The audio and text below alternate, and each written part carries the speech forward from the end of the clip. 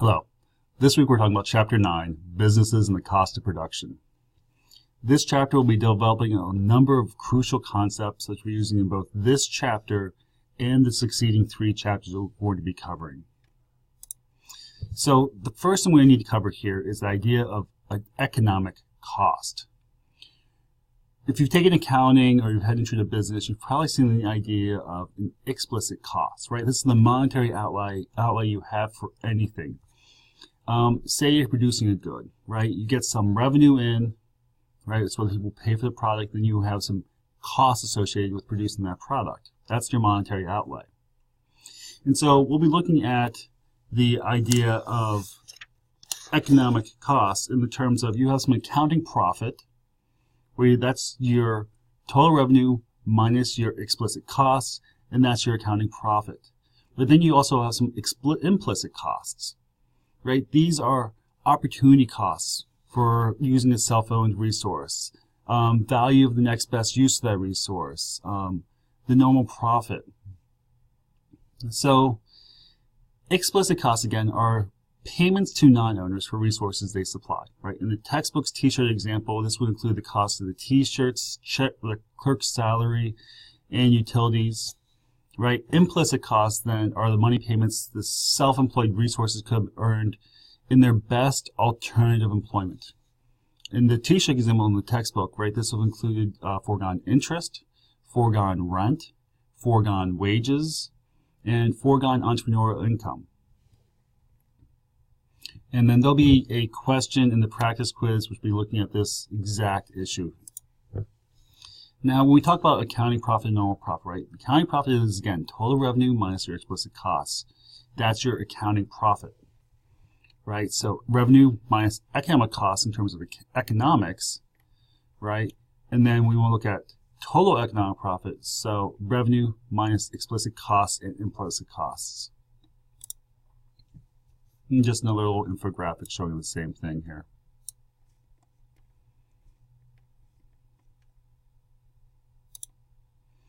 And now we can look at the difference between the short run and the long run, right?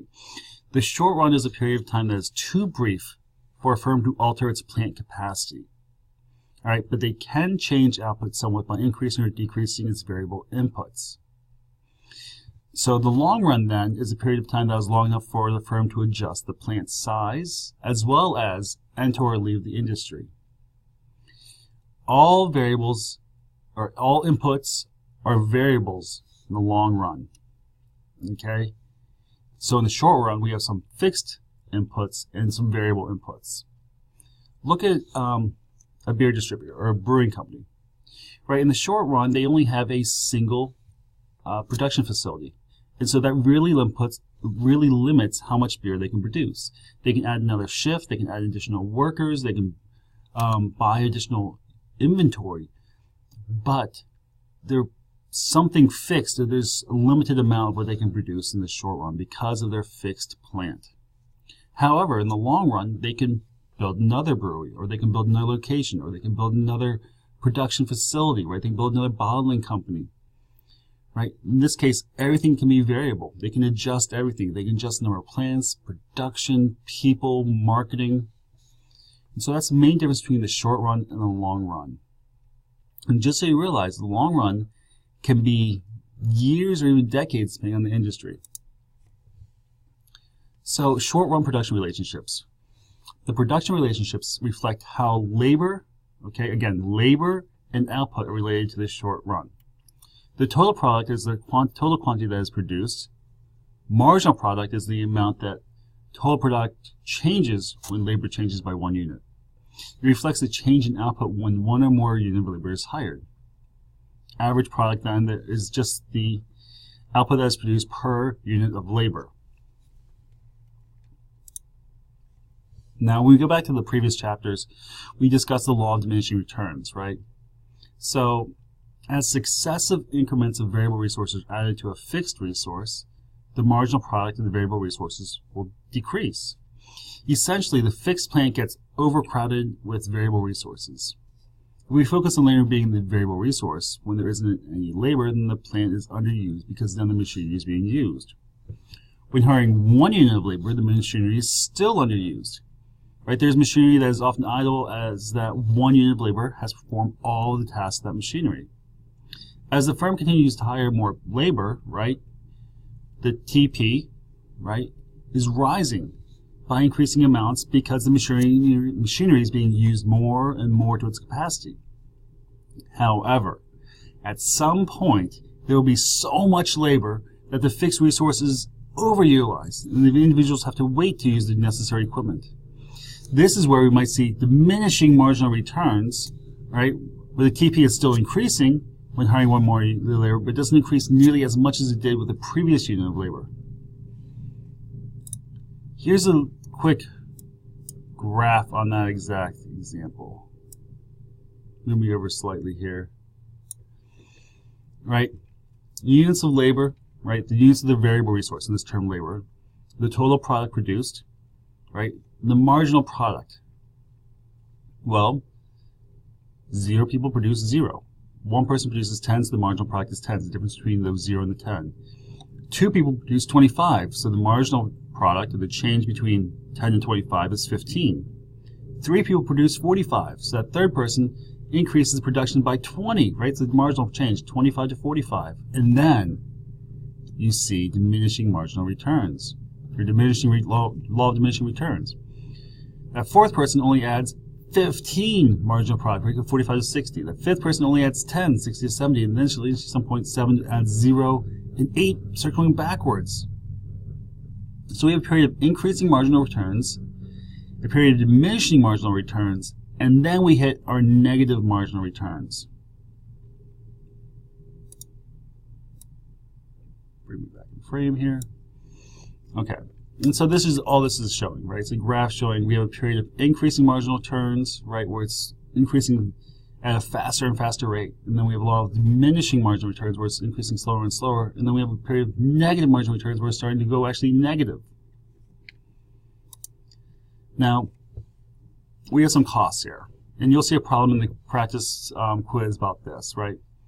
Total costs is equal to your TFC, right?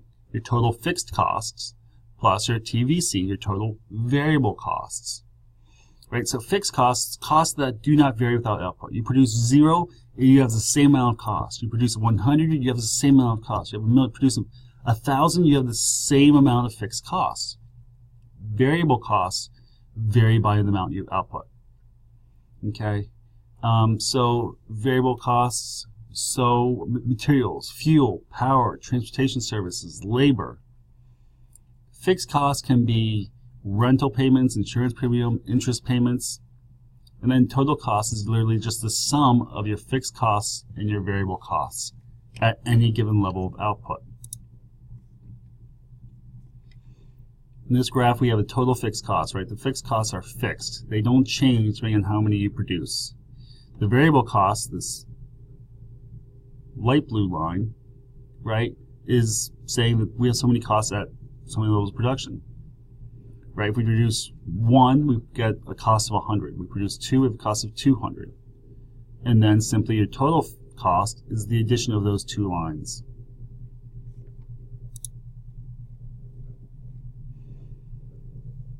Just some other numbers here. The average fixed cost, right? Total fixed cost divided by quantity. Total average variable cost is the total variable cost divided by quantity. Average total cost is the total cost divided by quantity. And here's a little graphic showing how you do this. I am not assigning a problem like this in this week's problem set, just so you know. Now we can say, down here, marginal costs, long run production costs. Right? Now, an industry and the individual firms that are in can make all the desired resource adjustments in the long run. Right? All resources are available. Therefore, all costs are variable in this time period. Now, any number of short-run optimum size curves can be constructed. Right? The long-run average total cost curve is made up of segments of the short-run cost curves. Right? ATC1, ATC2, average total cost 1, average total cost 2, etc., etc. of the various size plants which the firm might choose. Right? The long-run cost curve is also called the planning curve. Each point on the bumpy planning curve, right, shows the lowest cost attainable for any output when the firm has had time to make all the desired changes in its plant size. Therefore, we can just create a curve that envelops the short-run average total costs. Right? If the number of possible plant sizes is very large, the long-run average total cost curve approximates a smooth curve. Economies of scale, followed by diseconomies of scales, cause the curve to be U-shaped. In other words, economies of scale means as we produce more, costs will decrease. And that's what we're seeing here. Oops. And then as we keep going, as we produce more, costs will increase. That's a diseconomy of scale. So again, economies of scale refers to the idea that for a time, right, larger plant sizes will lead to lower unit costs.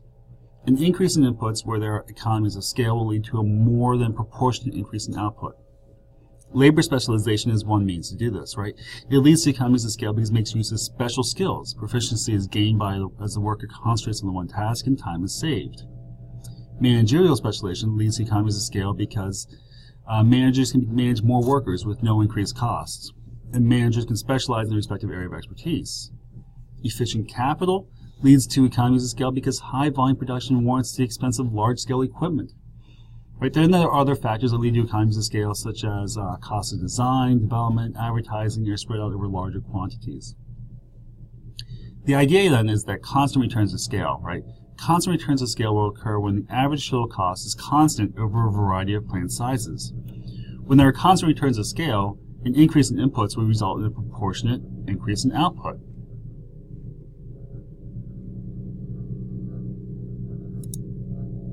And then diseconomies of scale, right? It's the opposite thing. This can occur if a firm becomes too large, right? This is when we come back to this illustrated rising here, right? It's starting to go back up. And as the firm expands over time, the expansion may lead to higher average total costs, right? It will cause the plant to be less proportionate. When the increase in inputs will cause a less than proportionate increase in output.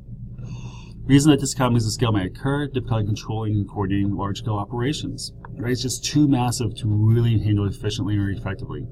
A large bureaucracy leads to communication problems. Right? Workers may feel alienated, therefore may not work efficiently. And shirking of work avoidance may be easier in a large firm, where people don't see you coming in and out of work. Now, MES, right? So we're talking about minimum efficient scale. This occurs on industry's long-run ATC, right? It determines if there are many or few producers and whether they'll be large, small, or different sizes. A natural monopoly, which we'll talk about in later chapters, right, is a rare situation where economies of scale extend beyond the market size. Therefore, one large firm can provide the product more cheaply than the multi-firm market.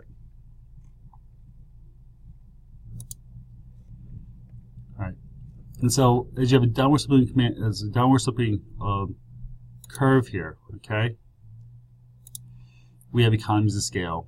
When it's even, we have constant returns of scale. When it starts to slope back up, we have diseconomies of scale. Okay, industries and economies of scale over a wide range of products lead to a few large-scale firms, right? The long-run ATC curve is lowest only when there is a large output, in this instance here. All right, and this is one where they're saying the economies of scale is exhausted quickly, right? It goes down quickly, but then it's short, and then turns back up substantially. Here, minimum efficient scale occurs at a very low level of output, right? So it's closer in quantity than the other ones where it's much further out in quantity. This generally results in a large number of small producers. And then applications and illustrations, right? Rising gas prices will cause a short-run costs such as average variable cost, marginal cost, average total cost, all to rise for firms that use this type of energy as an output. As a result, firms like FedEx will see substantial cost increases, whereas firms that do not need to transport their products will not be affected by the rise in fuel costs. Then there's some other examples here. And then we'll look at the commercial aircraft, right? Requires large-scale production, which easily achieves economies of scale and requires few production plants. Concrete requires small-scale production, and therefore there are thousands of plants. Okay?